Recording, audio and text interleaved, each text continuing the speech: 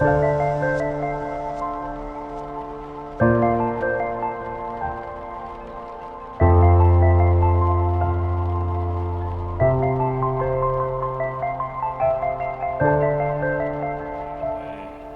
tardes, muchas gracias por estar aquí y acompañarme en esta segunda vez. Y bueno, pues de nuevo tengo que agradecer la presencia de nuestro alcalde Alberto Rodríguez Cano, que ha vuelto a creer en mi trabajo y que sin pensárselo dos veces confirmó su presencia en este acto. De José Alberto poco os puedo decir que no sepamos.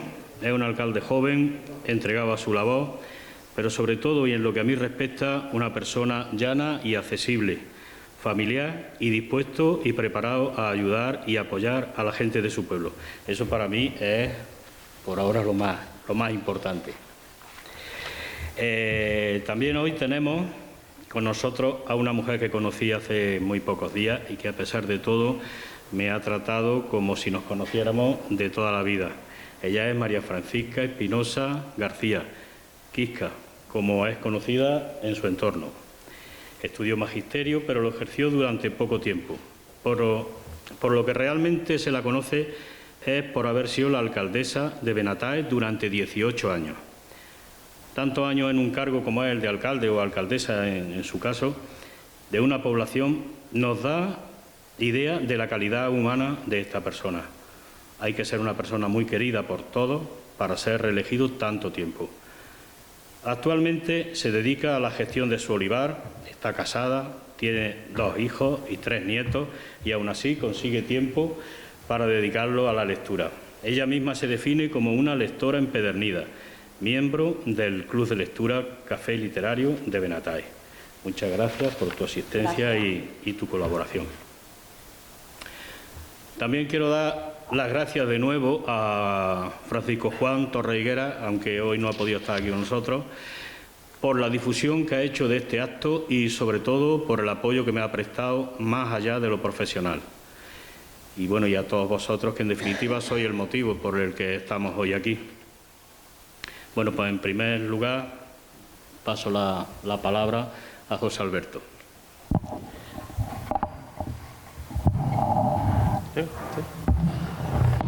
Bueno, pues muy buenas tardes.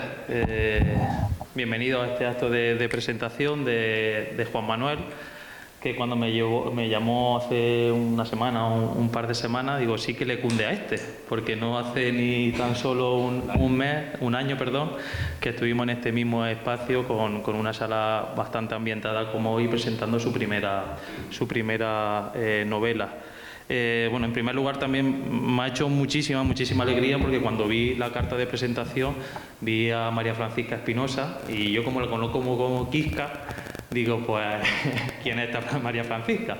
Y ya cuando me enteré que era mi amiga Quisca, que hacía mucho tiempo que la veía, que era una persona referente para muchos de nosotros, una persona que ha hecho mucho por la Sierra de Segura y concretamente por su pueblo, una persona muy accesible, como decía Juan Manuel, y una persona que ha dado todo por su pueblo y una gran amiga que siempre ha dado su mano para que otros podamos aconsejarnos muy bien de ella.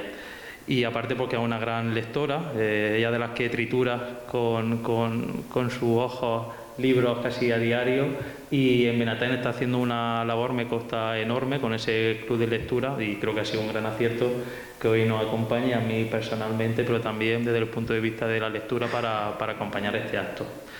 Este acto, que por parte del Ayuntamiento, cuando nos llamó, pues es que no podemos hacer otra cosa que estar acompañándote, Juan Manuel. Bueno, Juan Manuel, como sabéis, bueno, podríamos decirlo ya que es casi un hijo adoptivo de Bea, no es nacido aquí, es de Arquillo. Tampoco es una persona que haga mucho ruido, no hace ruido visiblemente, pero sí que hace mucho ruido con sus manos, con sus ojos, con ese don polifacético que tiene, desde el punto de vista de la pintura, de la ilustración, desde la fotografía, también ahora desde la escritura. Hace tan solo unos días pudimos ver el documental del joven, que también nos acompaña hoy, y aparte del documental, que sí que era muy emotivo, las ilustraciones que hizo Juan Manuel te llegaban al alma, ¿no? Cómo expresaba, ¿no?, lo que seguramente el joven quería que se expresara de esa escenificación tan añorada por nosotros. Y es verdad que sin hacer ruido, por esas ilustraciones, ¿no?, eran de Juan Manuel, que es una persona que no se dedica profesionalmente a esto, que lo hace todo con cariño, que lo hace todo con esa afición que tiene y lo hace muy bien. Me acuerdo cuando estuvimos presentando La niña de las mariposas, que se basaba en los recuerdos, ¿no?, que todos hemos tenido de la infancia, y creo que decía algo así como que todos tenemos unos recuerdos, además los recuerdos de la infancia creo que perduran mucho más en la memoria, y sobre todo los de la época de la pubertad en la que se basaba, ¿no?, y la adolescencia, esa primera parte de la niña de las mariposas. Y yo recuerdo el primer contacto que tenía Juan Manuel, no sé si lo dije en la anterior presentación, yo cuando era pequeño, en mi época de adolescencia, mi padre tiraba de mí, me iba con él a hacer reparaciones de la electricidad y demás, y uno de los trabajos que hizo fue en la casa de Juan Manuel. Y luego el trato que hizo mi padre Juan Manuel fue pagarle a cambio de 2 cuadros enormes que tenemos, uno en casa y otro en el Cortijo, 2 cuadros impresionantes que nos hizo Juan Manuel, y eso de pequeño, ese recuerdo lo tengo porque fue Juan Manuel el que hizo eso. Y yo cuando llegué a su casa y vi tantos cuadros y tantas imágenes, y digo, pues si este no era el que trabajaba en correo, dice, no, pero es que tiene este arte, ¿no? Entonces, sí que queremos poner mucho en valor esa labor que se hace también, no desde el punto de vista profesional, sino desde el punto de vista aficionado, que junto con, por ejemplo, lo que hizo el otro día el joven, le dan mucha identidad a nuestro pueblo, ¿no? Gente que ni siquiera es de aquí, aunque Juan Manuel ya es de aquí, ¿no?, evidentemente, ¿no?, pero que aporte tanto a la cultura, ¿no?, a la literatura. Recuerdo también, y cabe destacar, durante la pandemia, que tan mal lo pasamos, ¿no?, cuánto nos hizo sentir esa imagen del silencio que las manos de Juan Manuel trasladó, ¿no?, y que todos casi a voz alta dijimos, esto tiene que manifestarse de alguna forma y algún día lo tendremos que ver, ¿no? Entonces, en definitiva, para una persona que siempre aporta, desde el ayuntamiento, que siempre que hemos intentado, junto también su hijo, ¿no?, decirle, oye, échanos una mano en esto, en estas fotografías, para este día, para este otro, pues siempre ha estado ahí, y sentimos en la obligación de también que él sienta que el ayuntamiento lo tiene para lo que necesite, y más para proyectos como este, que muestra un gran interés, que va a quedar también ahí en este caso no en la biblioteca, ¿no?, municipal, porque es algo que se va a quedar en nuestro municipio para los restos, y que estaremos también presentes en la tercera parte, ¿no?, que eran 3, ¿no?, Juan Manuel, de esta historia tan gratificante que tuve la oportunidad de leer y que me transformó también a ese pasado que tuvimos todos y que tanto añoramos como en la adolescencia. Gracias, Juan Manuel, y nada, aquí estaremos deleitándonos contigo. Muchas gracias a ti. Muchas gracias.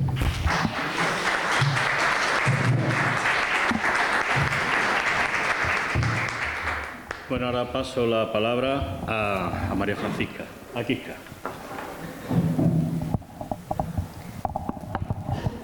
Buenas tardes.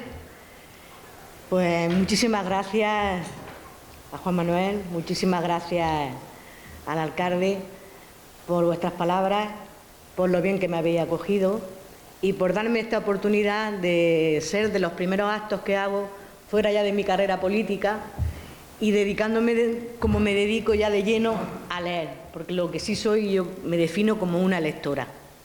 Y me leo, como decía una amiga mía, hasta los códigos de barras de los alimentos. Así que, pues, buenas tardes también, querido público. Y bueno, pues deciros que, como decía Joaquín Sabina, a mí los libros me han librado de casi todo. Y cuando digo que me han librado de casi todo, quiero decir que en momentos muy duros de mi vida, en momentos muy dolorosos, a mí realmente lo que me hacía vivir y lo que me hacía tirar hacia adelante eran los libros. Recuerdo que mi marido, por circunstancias, pasó una época muy dura, pasamos una época muy dura en el hospital, y me leí la trilogía de Dolores Redondo, vamos, en 4 días. Y yo no sé los libros que me volví a leer. De hecho, se me criticaba porque decía la familia que había al lado, hay una que lo único que hace es leer, que no habla con los demás. Pero claro, era mi forma de protegerme contra la tristeza, contra los problemas. Era la forma que yo tenía de hacerlo y siempre lo he hecho. Por eso yo estoy muy agradecida siempre que hablo de estos temas. Me acuerdo de la maestra que me enseñó a leer, porque aquello me abrió a mí un mundo nuevo.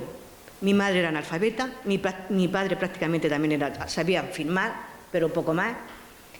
Y yo, cuando aprendí el A, E, I, O, U, fue como un mundo que se abrió ante mí y que ya no he dejado no he podido dejar de estar en ese mundo. Entonces los libros, lo que quiero decir a vosotros es que los libros nos salvan de todo. Los libros nos llenan de todo. Podemos viajar sin movernos de nuestra casa. Podemos viajar en el tiempo, tanto al pasado como al futuro. Y luego la inmensa cultura que te da el poder leer. Yo ahora mismo, antes tenía el diccionario, pero ahora es que tengo el móvil, estoy leyendo y siempre tengo el móvil a mano, porque surge una palabra que no entiendo, la tecleteo, o a lo mejor alguna ambientación de un determinado libro, lo tecleteo, y es fundamental leer. Es fundamental porque no solamente te activa las neuronas, sino también yo creo que nos hace mejores personas. Entonces, para mí, que una persona se dedique a escribir, a mí me da mucha envidia, porque a mí me gustaría poder escribir, pero sé que no tengo la capacidad. Yo lo que sé es leer. Entonces, yo te agradezco, Juan Manuel, que escribas y que no dejes en esa función. Y bueno, yo os voy a hablar un poquito, porque yo no lo conocía, ¿eh? Esto fue don Francisco Juan Torres que me llamó. Que tienes que venir a presentar un libro. Digo, pero si yo no conozco ni al autor ni a nadie. Pero de momento me puso en contacto con él y bueno, y la verdad que hemos conectado. Me dejó los libros, me he leído uno y el otro lo llevo un poquito a medio y la verdad es que para mí ha sido una grata sorpresa los libros. Y os voy a explicar un poquito, no quiero hacerme muy extensa, porque para hablar del libro yo creo que mejor es que hable él. Pero os voy a decir que, bueno, que estamos aquí para hablar de Ari, la mariposa de fuego, que es la segunda parte de Ari, la niña de las mariposas, y en el primer libro vivimos el despertar amoroso y sensual de Pablo y Ari, dos adolescentes que se inician a la vida amorosa con sus miedos y sus inquietudes, con su inocencia y sus atrevimientos. Están rodeados por su familia, de sus primos, con ellos diversas visiones que del despertar sexual se tenía en aquellos años 80, que era bastante difícil. Y ahora de nuevo el autor se sumerge en la historia de estos dos personajes, Pablo y Ari, y lo hace con la misma sinceridad, que es algo que yo he notado en el libro, con la misma honestidad que abordó su anterior novela. Aquí los personajes ya son enteramente adolescentes y sus vivencias nos recuerdan aquellas que nosotros tuvimos en nuestra juventud y de la que nunca nos podremos olvidar, porque yo creo que eso se queda marcado siempre en nuestra alma y en nuestro corazón. Nos traslada a los años 80, con su música, sus costumbres, su moda y sus vivencias que no se pueden separar del momento histórico que nos tocó vivir. Pablo y Ari están decididos a explorar su sexualidad y se lanzan a ello con su incertidumbre, con esa revolución emocional y esa revolución hormonal que se produce en la adolescencia, y yo creo que lo consigue, porque consigue transmitirlo muy adentro. Es una obra que es muy sencilla de leer, muy amena, narrada en primera persona y con las emociones a flor de piel. Como en la anterior novela aparecen también otros personajes secundarios que son importantísimos para los protagonistas y que exploran también otro tipo de sexualidades. En esto el autor, tengo que decir, que ha sido también muy valiente, porque en aquellos años no se hablaban de cosas que hoy sí hablamos libremente. En la casa no se hablaba, no se podía hablar. En fin, es un libro ameno, escrito con mucha sinceridad y sin ocultar miedos ni temas tabúes. La adolescencia, esa época que marca nuestra personalidad para el resto de nuestras vidas, está muy bien retratada, sin escatimar ni en personajes ni en temas. Es un libro digno de ser leído. Bueno, los dos libros son dignos de ser leídos. Y este autor ha tenido la suerte de escribirlos. Pero estos libros tienen algo más que impresiona, y los engrandece, y son sus ilustraciones, que son bellísimas. Realmente es un libro al que yo recomiendo no solamente a la gente adolescente, sino también a la gente mayor, a la gente que tenemos recuerdos, a la gente que hemos vivido. Confieso que he vivido y entonces confesamos que hemos vivido en estos libros. Por lo tanto, yo no quiero enrollarme, porque para eso está él, para que hable de su libro, pero daros las gracias por acudir aquí y encareceros, deciros que leáis los libros porque merece la pena de ser leídos. Muchas gracias. Muchas gracias.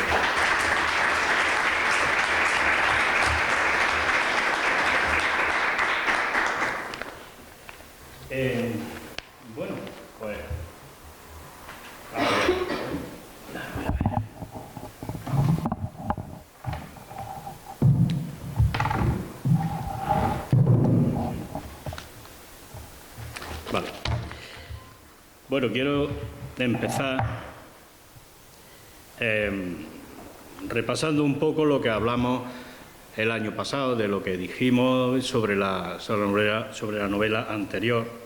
Tampoco quiero hablar mucho porque posiblemente hay aquí personas que no la tengan o que la tengan y no la hayan leído todavía. Entonces, pues bueno, voy a ir más o menos un poco por camino seguro y bueno, os voy a seguir contando que llegué a escribir esta novela pues intentando escribir un relato sencillo, uno más de los que yo escribía normalmente, que son relatos más que novelas, eran pues un relato, un retrato más bien de la sociedad o de lo que yo estaba, de lo que vivía, y sobre todo porque yo notaba ya cambios entre la vida que nosotros hemos tenido y que hemos vivido y la que se vive ahora. Entonces yo quería hacer un retrato de esa diferencia, y pensando en hacer eso, pues me puse y empecé a escribir. Cuando me di cuenta, pues ya tenía 38 capítulos y más de 600 páginas. Os hablé de mi proyecto creativo, de cómo mi imaginación se fue ayudando de los recuerdos, unos míos, otros de gente conocida, incluso de las mentiras que se contaban en los corrillos de chavales. Todo valía, caía en la misma olla y se cocía al mismo fuego. Os comentaba que a la hora de escribir me encontré con aspectos que me gustaban y que me eran fáciles de hacer, como la descripción de escenas, la descripción de paisajes y sobre todo el diseño de personajes. Eso ha sido lo que más he disfrutado.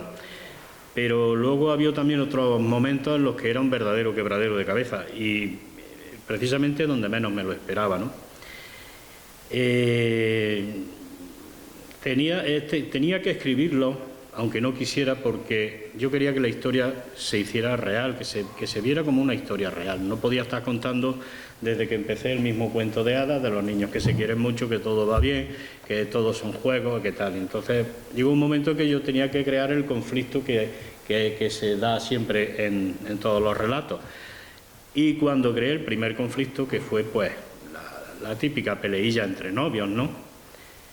Pues era un momento en el que yo me sentí incluso mal.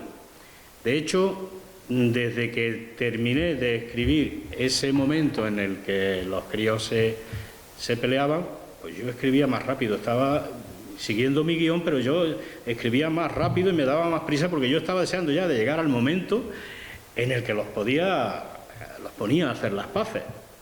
Y yo pensaba, digo, pues bueno, ¿y a mí qué más me da? ¿No? Pero era así, es una cosa que sin pensarla, sin proponértela, te va saliendo. A ver, ¿qué más os digo?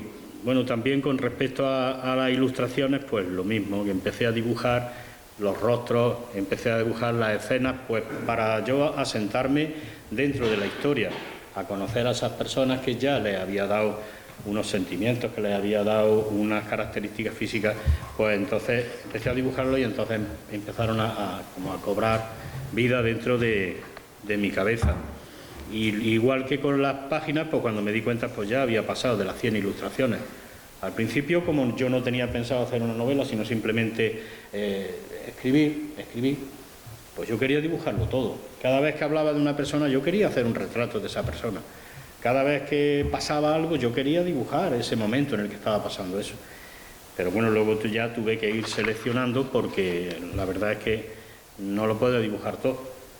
Es una barbaridad. Ya es una barbaridad más de 100 ilustraciones en 2 novelas. Pero bueno, como dije el año pasado, como al ilustrador no tenía que pagarle, pues lo fui haciendo así. Lo que me ahorré en dinero me lo he gastado en trabajo y en calentamiento de cabeza. En esta segunda parte la historia continúa, pero ahora la niñez se va viendo más lejana cada vez. Los juegos infantiles van cambiando y se convierten en momentos de intimidad. Esa intimidad que hasta ahora estaba marcada por la ingenuidad, por la inocencia, el desconocimiento, las dudas, la inseguridad. Todo esto se va tornando cada vez más serio. Aquellas dudas de los primeros contactos ya se han aclarado y el camino hacia la sexualidad aparece frente a los protagonistas como una autopista con todos los carriles libres, sin curvas y cuesta abajo. Pero no todo es como ellos esperaban. Nada es tan sencillo como lo pintan, pero el amor que se tienen es más fuerte que las dificultades y salvan todos los obstáculos, aunque bueno, todos no, pero los que no se salvan, eso ya hay que descubrirlo dentro de la novela.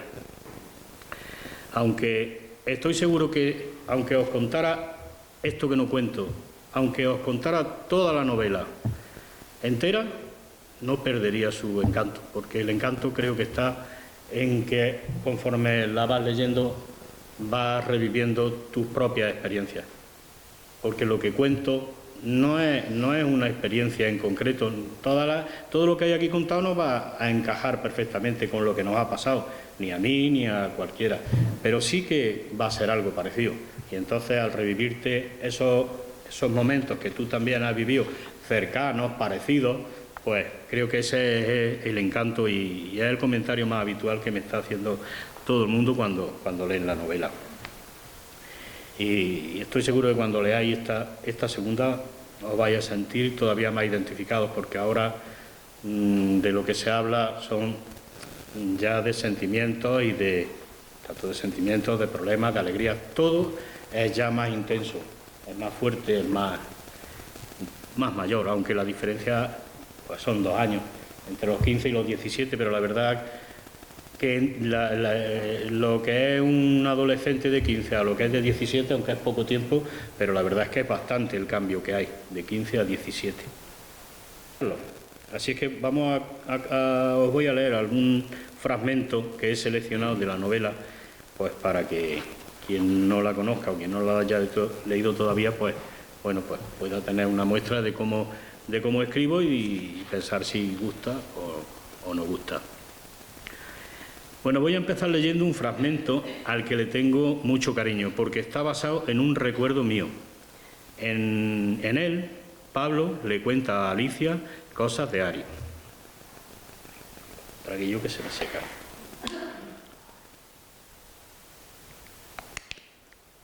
Y empieza diciendo: cuando era chica, pasaba largos ratos cazando mariposas por los campos. Corría tras ellas con un cartón en la mano hasta que las alcanzaba. Entonces, no sé cómo lo hacía, pero se las apañaba para golpearlas con el cartón y aturdirlas sin estropear sus alas. Las cogía con mucho cuidado, las metía en una jaula para canarios que había forrado con tela mosquitera y allí las encerraba. Les ponía flores y fruta para que comieran, con toda la inocencia del mundo, pero las mariposas se morían en poco tiempo, evidentemente. Recuerdo que una vez escuchó a la abuela decir: por muy bonitas que sean las mariposas, también comen en las mierdas. Ariadna no se lo pensó 2 veces y salió a la calle a buscarles comida. Cogió la primera boñiga que encontró, la metió en la jaula de las mariposas y la guardó en su dormitorio, sobre la mesita de noche. La abuela entró en su cuarto y cuando le dio aquella peste a mierda, agarró la jaula y la tiró al bidón de la basura. Cuando Ari volvió con otras cuantas mariposas para su colección, se encontró sin celda donde encerrarlas. No veas el pollo que montó. Gritaba por toda la casa buscando al culpable, mientras la abuela se hacía la despistada, esperando que se le pasara el berrinche. Su enfado se convirtió en un ataque de ira cuando encontró la jaula en la basura. Aquello fue terrible, tan chiquitilla como era, y nos metió a todos el miedo en el cuerpo. No te imaginas lo fiera que es. Recuperó su jaula y aprendió, de mala gana, que las mariposas no comen mierda, aunque la chupan. Ella seguía sin entender que no podía encerrarlas y tenerlas de mascota, y continuó cazándolas. Hiciera lo que hiciera, las mariposas se morían, y eso la entristecía cada vez más. Cuando ella no estaba en casa, yo entraba en su dormitorio y miraba aquella triste cárcel de mariposas. Cada día encontraba algo distinto con lo que Ari intentaba mantenerlas vivas. Pan, magdalenas, chorizo, pimiento, vino. Cualquier cosa que cayera en sus manos le parecía buena. Pero aquella jaula no dejaba de ser una tumba llena de alas de brillantes colores. Y entonces decidí intervenir. No soporto ver a un animal encerrado, y menos aún cuando sé que va a morir de pena. Por eso, cuando Ariadna se iba a la calle, Yo entraba a escondida en su habitación, abría la jaula y la ventana y las dejaba escapar. Nunca se lo he dicho, y ella nunca lo averiguó, pero era yo el que las liberaba, a pesar de que las culpas siempre se las llevó la abuela. Pobrecita, raro era el día que no tenía una pelotera con Ari por mi culpa. Los cabreos que pillaba cada vez que se encontraba la jaula vacía eran de aquellos que hacen temblar las paredes de las casas. No te digo más. Espero que nunca se entere, así que no se te ocurra decírselo nunca. ¿Me entiendes? Que me mata. Y ese es el final. Lo que tengo que decir sobre este recuerdo que tengo es que en realidad el que hacía eso era yo. Cuando yo era chico iba por el campo corriendo con un cartón, buscando mariposas y corriendo detrás de ellas hasta que les daba así un golpe de viento, las mariposas caían, en ese momento yo las cogía y las encerraba en una jaula que tenía, una jaula de canarios que yo le había puesto tela mosquitera para que no se escapara. Era yo el que hacía eso, por eso le tengo tanto cariño a este fragmento. Yo siempre he estado cogiendo bichos por los campos. Recuerdo otra vez, eso no lo he puesto en la novela, a lo mejor luego lo incluyo. Con mi manía esta de coger los bichos, cogía mariposas, cogía culebras, cogía ranas, todos los bichos que podía que me encontraba en el campo los cogía y me los llevaba a mi casa. Y mis padres estaban hartos de eso. Y tenía un bote, conseguí un bote así grande y le puse tierra, le puse unas piedrecillas y me hice un terrario y yo lo que tenía allí guardado eran alacranes. Salía al campo, iba levantando piedras, cogía alacranes y los iba echando allí. Yo tenía allí mis bichos y yo llegaba por allí con un boli o con algo, les tocaba así con el palillo, los veía moverse y yo pues estaba tan contento con mis alacranes. Y un día voy a verlos, porque los tenía en una cámara en mi casa donde creía que no me lo iban a ver mis padres. Y un día voy y los veo así, me asomo y los veo muy tranquilitos a todos. Digo, qué tranquilos están, hoy no se mueven. Y empiezo a darles con el palillo y que no se movían. Y ya me fijo y le veo a uno que le faltaba el aguijón, el telson. Pues qué raro, digo, se habrá peleado con otro y le habrá cortado el aguijón. Y ya veo otro, y, joder, pues si también tampoco tiene el aguijón. Y ya el otro, y tenía yo más de una docena de alacranes ahí encerrados. Y es que mi padre me encontró el bote de los alacranes. Y él, por lo que hizo, cogió unas tijeras y le fue cortando el aguijón a todos los alacranes y ya con eso, pero claro, los animales pues se murieron y eso. Y en fin, yo es que esa era mi manía. Mi manía era, los animales me gustaban mucho y lo único que tenía al alcance era por los 4 bichujos que pillaba por ahí por el campo. En fin, os sigo contando. Como ya os dije el año pasado, la música ha sido una gran fuente de inspiración y una compañía constante siempre que me ponía a escribir o a dibujar. Por eso ahora vamos a escuchar otros fragmentos, pero mezclados con las imágenes y con la música. Lo que vamos a ver ahora es lo que yo siento en mi imaginación cuando mezclo las palabras, las imágenes y la música. Eso van a ser unas proyecciones que vamos a ver ahora. El primer momento que vamos a ver es muy emotivo. Es un momento que Pablo, que es el narrador, el protagonista, cuenta desde el enamoramiento más absoluto. El sentimiento que yo he querido aquí representar en este fragmento que vamos a ver era ese sentimiento que sentíamos, yo por lo menos, cuando estábamos novios y llegaba la tarde y ibas a recoger a la novia. Ese momento de verla en la calle, ya arreglada, tan guapas como las veía y tal, ese sentimiento es el que yo he querido transmitir con esta proyección. Si quieres, Guillermo, es la número 1. ¿Podéis? Eso, apágalo. Cuando aquella tarde Ariadna salió de su habitación, arreglada para el baile, casi me caigo de culo. Habitualmente llevaba pantalones, a veces minifalda, y siempre calzaba zapatillas. Pero en aquella ocasión se puso el vestido más bonito que había visto en toda mi vida, y zapatos de tacón. Su madre la había maquillado por primera vez. Yo la miraba disimuladamente. No quería que se me notara que estaba enamorado. Sus ojos siempre han sido muy grandes, azabache, y con el maquillaje eran inmensos, un lugar donde perderse.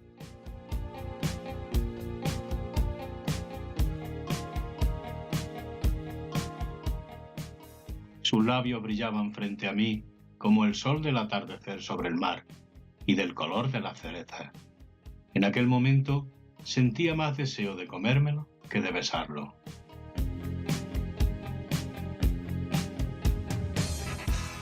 Habitualmente, Ari olía a colonia de baño, limón y lavanda, mezclado con el olor a frutas de su pelo. Pero aquella tarde llevaba un olor dulce y suave, tibio, un olor a sueño, a recuerdos agradables, a rumor de mar, un olor plateado y azul. Azul, esa es la palabra. Ari olía a azul.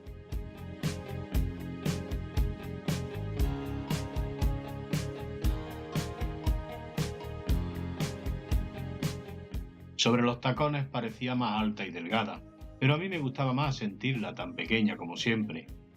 Ariadna caminaba con tacones como si lo llevara haciendo toda su vida, y eso que no es nada fácil, al menos eso tengo entendido.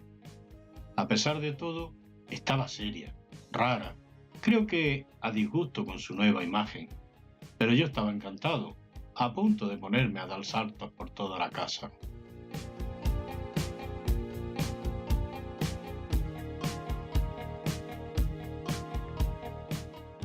Ariadna me miraba de reojo y yo la miraba a ella, asombrado, recogiéndome las babas, deseando quedarnos a solas para mirarla fijamente y disfrutar de su cara maquillada, su vestido de princesa, sus zapatos de tacón y su melena suelta, como a mí me gusta. Basándome y recordando todas esas andanzas que yo viví en aquel tiempo y que ya no se van a volver a vivir porque ya no existe la mili, ya no hay quinto, ya no hay nada de eso, pues en base a eso he hecho este fragmento que vamos a ver ahora mismo.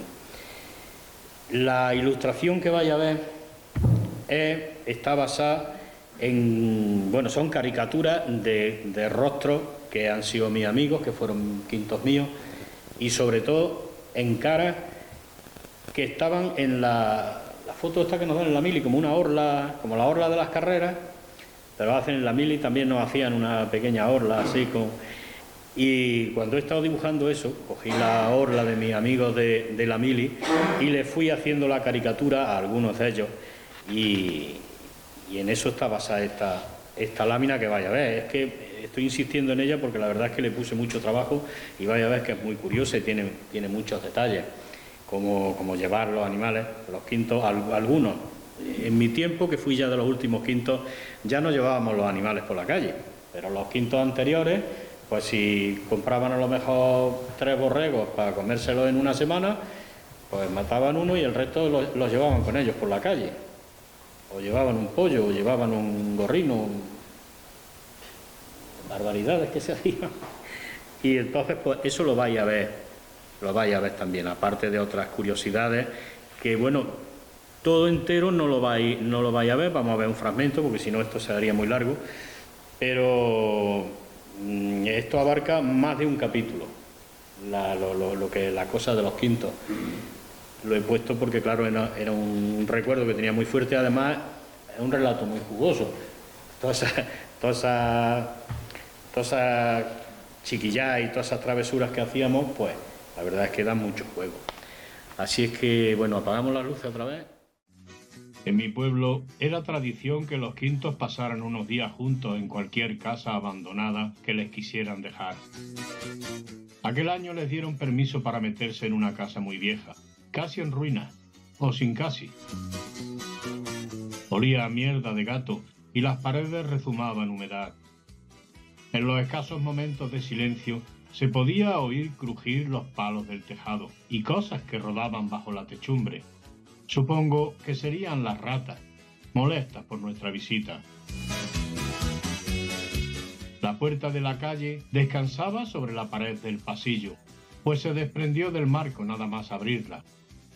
Dentro había una chimenea grande, donde ardían unos leños que los quintos habían recogido en los campos de alrededor, y unas grandes trébedes, donde apoyaban la sartén para freír carne, chorizo y otras cuantas viandas que nos regalaban por la calle.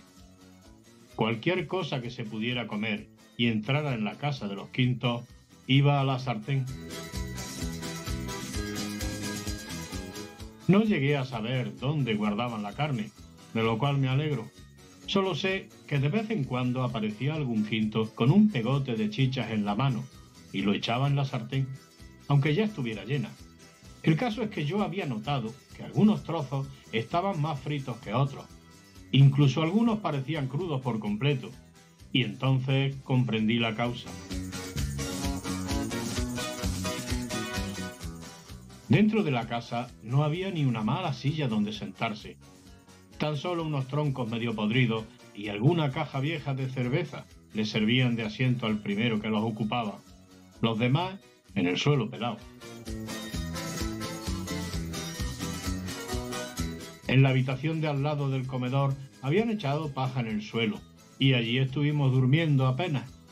Y digo bien, apenas. En el pasillo que daba al corral había 2 pellejos de vino, de donde rellenábamos los botijos. Uno de ellos estaba ya casi vacío, pero a su lado había 2 garrafas de cristal, forradas de caña y mimbre, con más de 16 litros cada una. Una arroba, esa era la medida. Entre los 2 pellejos, de unos 30 litros cada uno, y las 2 garrafas, los quintos juntaron casi 100 litros de vino, sin contar con la arroba que mi abuela nos había prometido. Aún así, no sobró ni una gota, más bien faltó. Cada quinto llevaba un botijo distinto, y todos lo sabían, así que, según lo que quisiera hacer, bebía de uno u otro. Algunos eran normales, pero a otros se les había agrandado el pitorro, y el vino salía como el arroyo en invierno, fuerte, despeñado y, sobre todo, muy caudaloso. También tenían un par de ellos a los que se le había hecho otro pequeño agujero, justo en la base del pitorro, donde apenas se veía. El chiste de esos agujeros era que, cuando levantabas el botijo, te caía un chorro en la boca y otro en el pecho, momento en el que el quinto de turno aprovechaba para intentar quitar la mancha de su víctima, con las manos mugrientas y pringosas. La idea era llenar de pringue a los desafortunados vecinos que, a cambio de un trago de vino y un trozo de carne, se llevaban un buen manchurrón.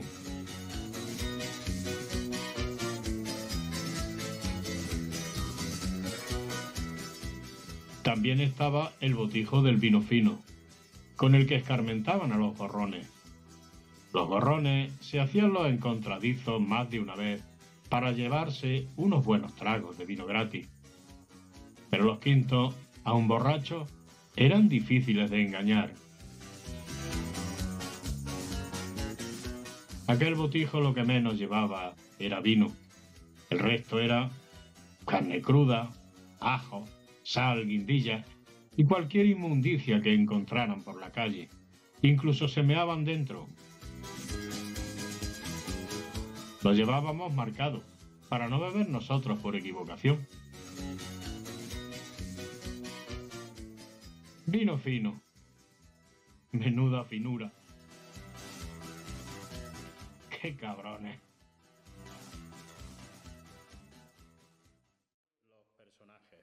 Los personajes que aparecen ya en la novela, en esta segunda parte, han evolucionado, todos, pero hay algunos que más.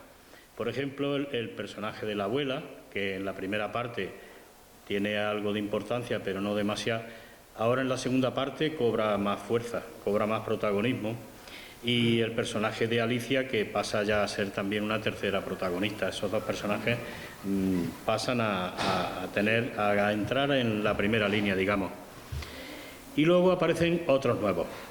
Estos personajes nuevos no que tengan mucha importancia en la trama.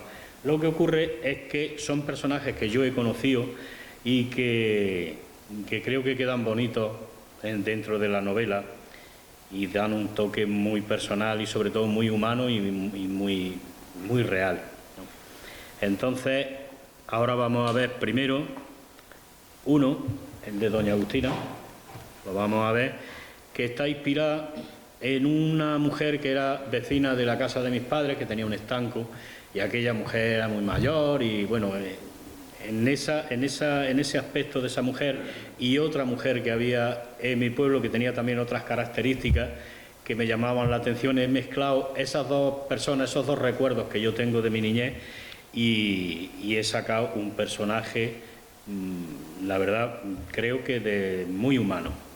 El diseño del personaje de este y del que vamos a ver después, yo creo que es de los mejores, o por lo menos de los que a mí me dejan más satisfecho. Y bueno, pues apagamos la luz y le das a la 3.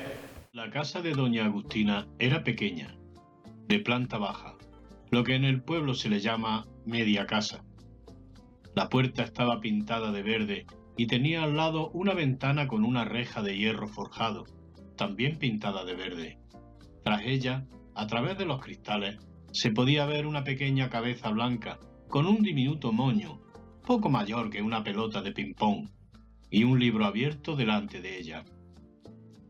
El pasillo de la casa era estrecho y no muy largo, unos 3 metros, de paredes llenas de retratos en blanco y negro. Al final, había una puerta cerrada a la derecha y otra abierta a la izquierda. Al fondo se podía ver una pequeña cocina, muy limpia y ordenada, nada más. Se notaba que era el hogar de una persona solitaria. Pasé por la puerta que estaba abierta y entré a lo que esperaba que fuera el comedor, pero que no lo era.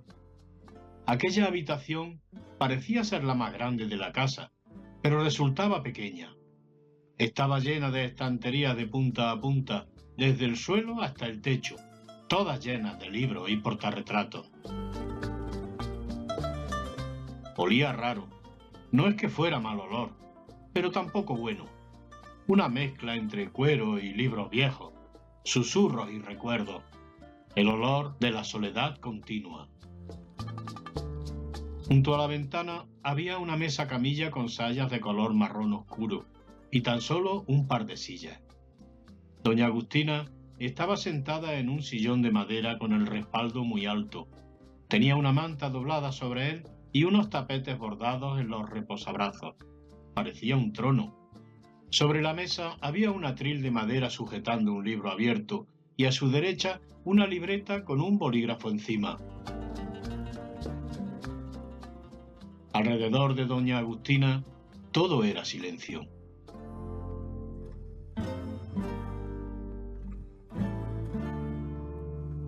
Los ojos de doña Agustina, muy claros, casi grises, pequeños y hundidos, brillaban frente a la luz de su ventana. La gente pasaba por la calle hablando de sus cosas. Los niños corrían por delante de nosotros, jugando y gritando en la plaza de la Fuente Buena, pero allí dentro no se escuchaba ningún ruido. La voz de la vieja maestra flotaba entre las innumerables filas de libros, perfectamente alineados y limpios. Los rostros de todos aquellos retratos antiguos nos observaban melancólicos, con la mirada perdida, como fantasmas familiares que solo buscan compañía. Y yo empecé a descubrir en aquella pequeña mujer el verdadero motivo por el que mi abuela quiso que la conociera.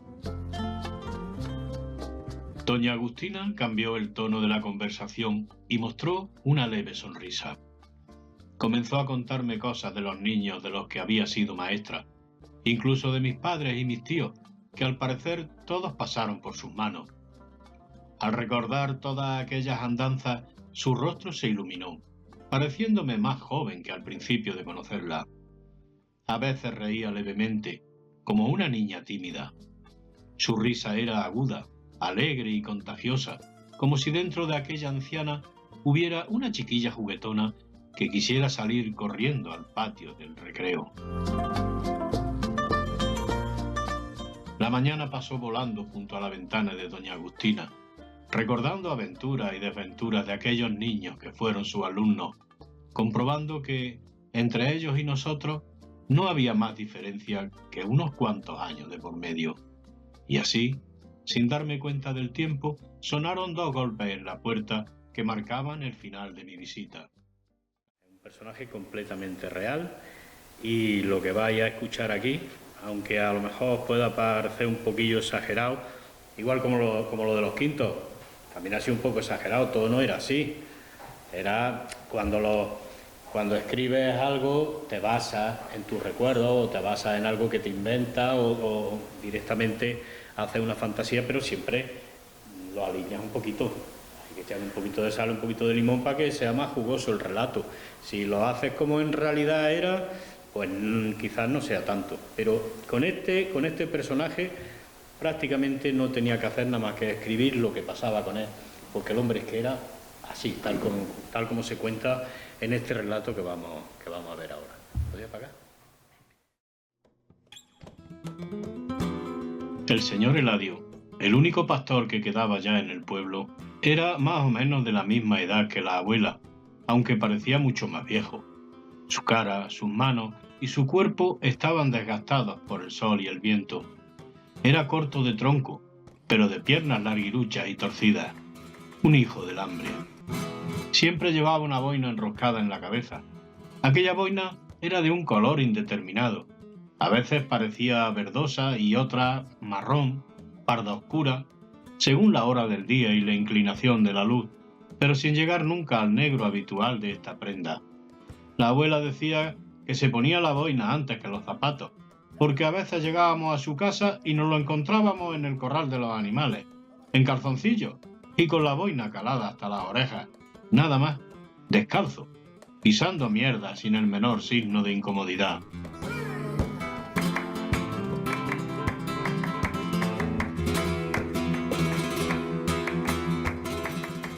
Yo iba a menudo a su casa, la mayoría de las veces a comprar la leche, pero otras simplemente para ver las cabras y charlar un rato.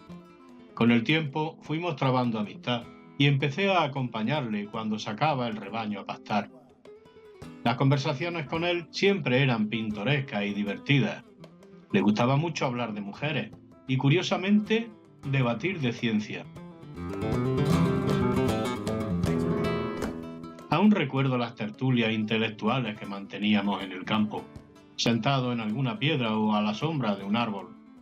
Sobre todo, aquella acerca del movimiento de los astros, cuando me aseguraba que el sol era el que se movía y que la tierra permanecía quieta.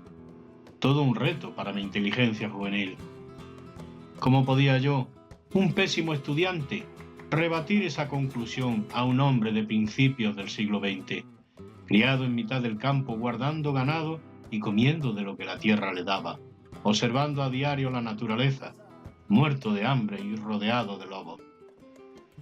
Él argumentaba que cuando se fue al servicio militar, sus padres se quedaron viviendo en un cortijo en mitad de Sierra Morena, y que cuando lo terminó, pasados más de 3 años, volvió andando desde la estación del tren, descalzo, por no estropear los zapatos. Pasó 2 días errando por esos montes y una noche entera durmiendo al raso y escuchando aullidos. Al final, llegó y encontró el cortijo en el mismo sitio donde lo dejó, ni más arriba ni más abajo. No se había movido ni 1 metro hacia ningún sitio.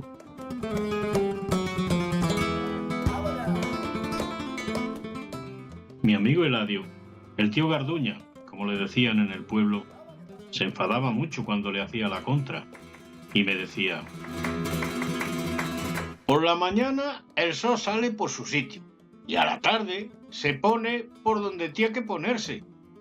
Durante todo el día no para de moverse. No tienes más que fijarte en la sombra. ¿Cómo puedes decir que no se mueve? ¿Que la tierra se mueve? ¿A dónde, muchacho? ¿A dónde? Yo salgo todos los días con las cabras al monte y por la tarde las recojo. Todos los días, sin faltar uno. A veces las cabras vuelven solas. Bueno, pues, ¿dónde dirás que se encuentran en el corral? En el mismo sitio, cojones. A mí me van a engañar. Allí me hubiera gustado ver a Galileo Galilei, debatiendo con el señor Eladio la teoría del heliocentrismo, a ver si era capaz de demostrarle aquello de Hepur si muove, y sin embargo se mueve. El tío Garduña era más cerrado de mente que el tribunal de la Santa Inquisición.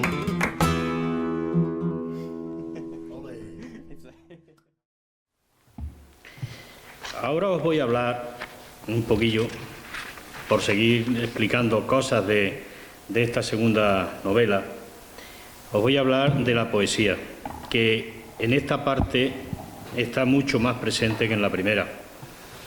En principio porque ahora, en esta segunda parte, el protagonista, Pablo, empieza a aficionarse a escribir poesía. Encuentra que lo que él quiere hacer no lo va a poder hacer dignamente, o piensa que no lo va a poder hacer dignamente, que era escribir poemas, ¿no? Porque él lee los poemas de escritores consagrados y piensa que los suyos pues no tienen nada que ver. Y entonces, a partir de ahí, empieza a escribir más también a instancias, animado por doña Agustina, la que hemos visto antes, aquella maestra vieja que hablaba con él y que lo animaba a que escribiera poesía. Entonces a mí se me planteaba un problema que era darle personalidad a cada poema, porque todos los poemas que escribía en la novela los escribía yo, pero claro, yo soy el que lo escribo, pero yo tengo que hacer que ese poema parezca escrito por otra persona. Y entonces unos lo escribía Pablo, pero otros, por ejemplo, lo escribe Ari. Ari es completamente distinta a Pablo. Pablo es el sensato, es el chiquillo más serio. Sin embargo, Ari al contrario. Ari es la chiquilla loquilla, la chiquilla pícara. Entonces, ¿cómo escribir la poesía intentando darle dos vidas distintas, dos almas distintas, ¿no? Entonces, pues, aquí os traigo dos. Hay otros poemas que Pablo le dedica a Ari, que son poemas de amor y todo eso, pero hay uno que es, digamos, pues, de humor, que se produce en una situación que se da en la novela, y entonces, a razón de esa situación, escribe un poema. La situación era que en la casa hicieron un flan para comérselo al día siguiente toda la familia, y a ellos tres, a Ari, a Pablo y a Alicia, pues por la noche están hablando y de madrugada les da hambre y no tienen otra cosa que hacer más que levantarse y ir a la nevera y empiezan a comerse. Decían que querían comerse un poquillo flan por probarlo, pero que probando se lo comieron entero. Y entonces, pues, esa fechoría, pues digo que aquí Pablo, evidentemente yo, pues escribe esta poesía. Dice: el flan que con tanto celo se guardaba fue a caer en medio de bocas despiadadas, y la misma mano que le dio el primer aliento metió hasta el fondo la primera cucharada. No tuvieron piedad y halagaron el tormento hasta mediar su cuerpo tembloroso, sin arrepentimiento alguno y ánimo goloso, devorando su miel sin el más mínimo talento. Así continuó aquel banquete silencioso, terminando la mitad y empezando el otro tanto, dejando atrás la huella de su ausencia en este mundo en un plato ahora vacío y antes glorioso. Aquella fue la gesta horrible que no ha de alcanzar perdón alguno de los tres hambrientos que en la noche acabaron a escondidas con su ayuno. Eso era lo que escribía Pablo. Ahora relato otro de otra experiencia, pero en este caso es Ari la que escribe el poema.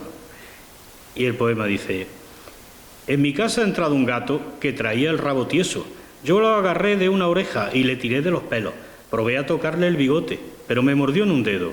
Gato desagradecido, no quiero volver a verlo. Yo solo quería acariciarlo y él me arañó todo el cuerpo. Por eso no quiero gatos ni pájaros zalameros.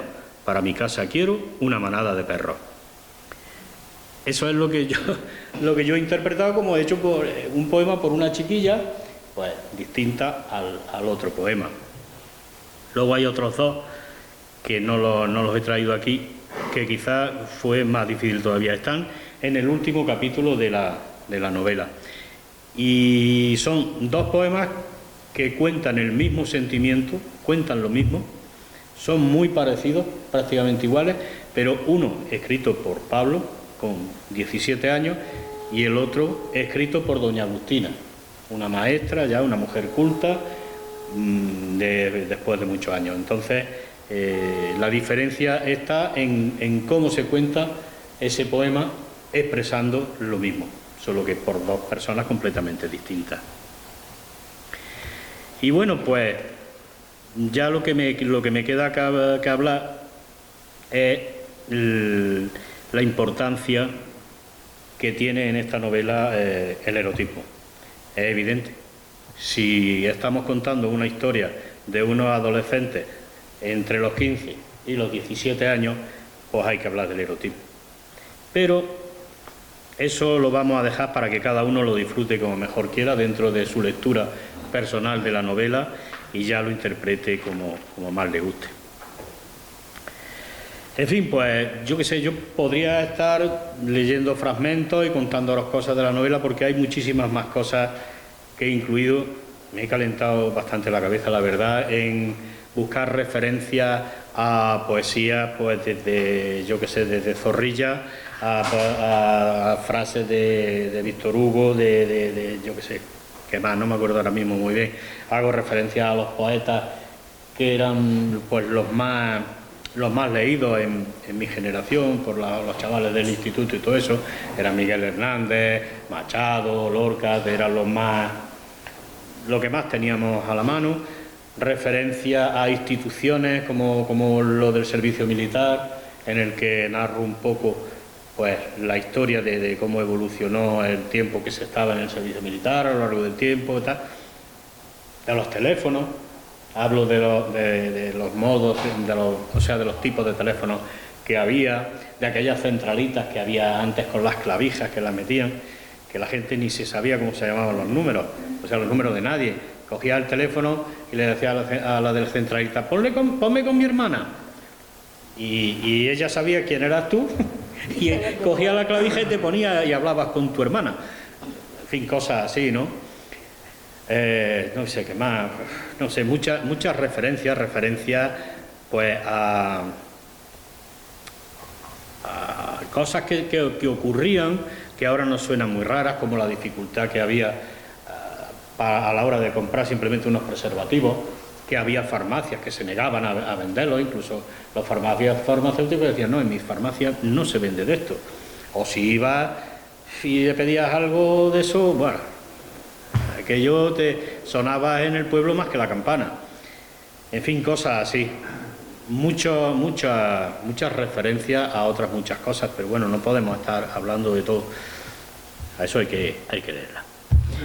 Ahora ya solo me queda mostraros las ilustraciones. Igual que el año pasado, que hice un montaje con las ilustraciones, hemos visto ahora mismo ahí 3 o 4, pero hay unas cuantas más.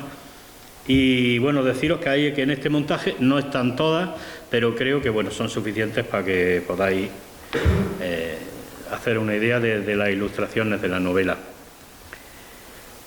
Para quien no conozca la primera parte, les diré que estas que salen aquí solo son de la segunda parte. De la primera parte no aparecen aquí ninguna, que pasan creo que andaban por las 110 ilustraciones, más o menos, y que bueno, pues que espero que estas imágenes os despierten la curiosidad por saber qué estaba ocurriendo en esas escenas que yo dibujo ahí, dónde es, qué pasa, qué es, esos paisajes que yo pongo, en fin, todas esas cosas, pero sobre todo, pues que os fijéis en los rostros. Los rostros es donde más carga he querido poner, donde más empeño he puesto y donde creo que he conseguido más transmisión, ¿no? Hay veces son rostros que nos miran, la mayoría de las veces nos van a mirar de frente, otras veces aparecen con la mirada perdida, tristes, alegres, pero sobre todo donde más satisfecho me encuentro son con esos personajes que nos miran de frente, ¿no? Esa mirada que te puedes quedar mirándolo y pensar qué está pasando por su cabeza. ¿por qué su cara me transmite lo que me transmite?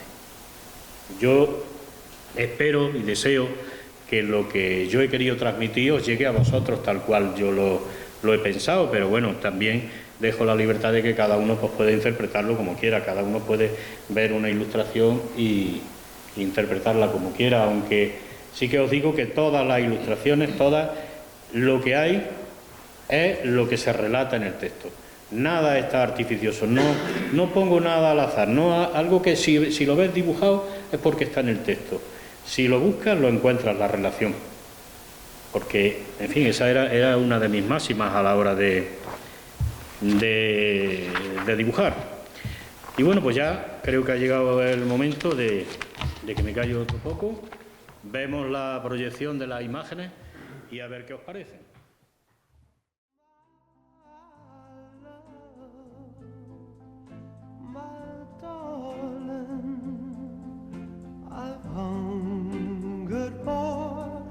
Your touch along lonely time,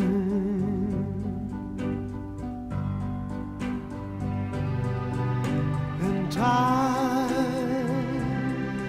goes by so slowly, and time can do so much. All you still more.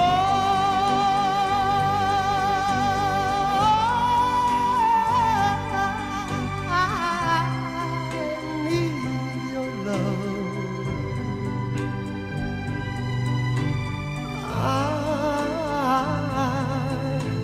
need your love. God, speed your love to